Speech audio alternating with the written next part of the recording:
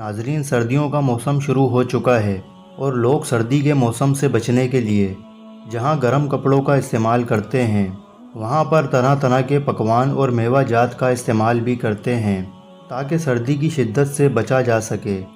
याद रहे कि मूंगफली भी सर्दियों में इस्तेमाल किया जाने वाला सबसे पसंदीदा मेवा है और इसे हर उम्र के ख़वातीन व हज़रात पसंद करते हैं।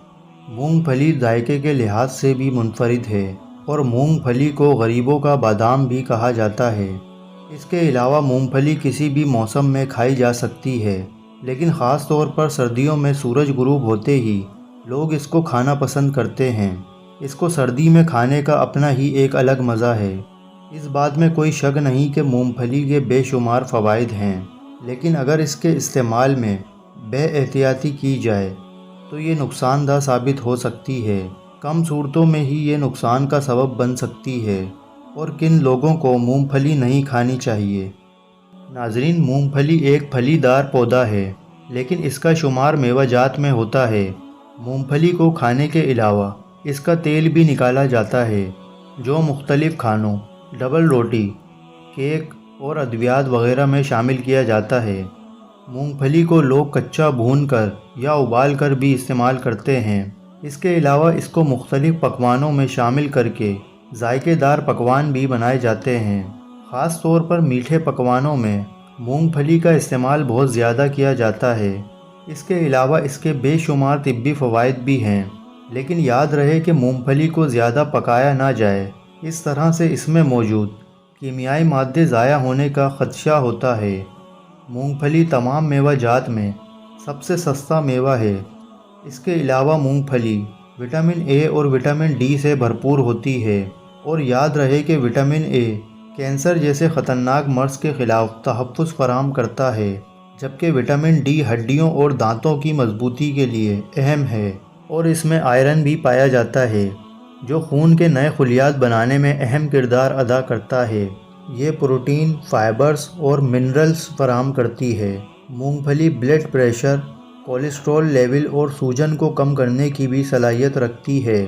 माहिरीन का कहना है कि मूंगफली अखरोट का मुतबादिल है, यानी जो लोग अखरोट नहीं ख़रीद सकते वो मूंगफली ख़रीद कर अखरोट वाले तमाम अज्जा का भरपूर फ़ायदा उठा सकते हैं।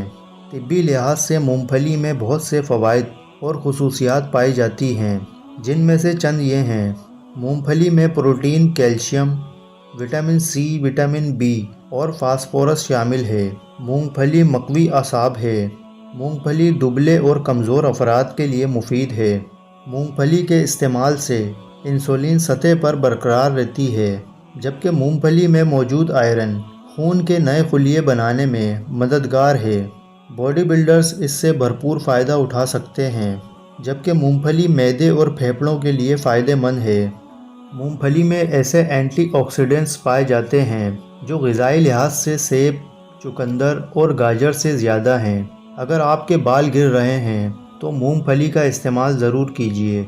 नाज़रीन, मूंगफली एक नहायत फ़ायदेमंद मेवा है और ये मुनासिब कीमतों पर सर्दियों में बाआसानी दस्तयाब होती है, जो जिस्म पर इंतहाई मुस्बित असरात मुरतब करती है।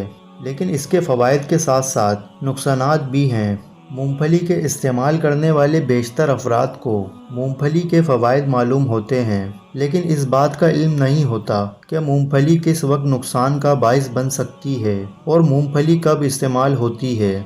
नाज़रीन, जिस्म में ख़ारिश होने की सूरत में मूंगफली नहीं खानी चाहिए। इससे ख़ारिश के मर्ज़ में मज़ीद इजाफ़ा हो सकता है। इसी तरह खांसी की सूरत में मूंगफली का इस्तेमाल बिल्कुल ना करें, क्योंकि ये एक तेल से भरपूर मेवा है जो खांसी में इजाफ़े का सबब बन जाता है। जबकि मैदे के मर्ज़ में मुब्तला अफराद भी मूंगफली के ज़ायद इस्तेमाल से दूर रहें। ताहम कम खाने से इन्हें कोई ख़ास नुकसान नहीं होगा।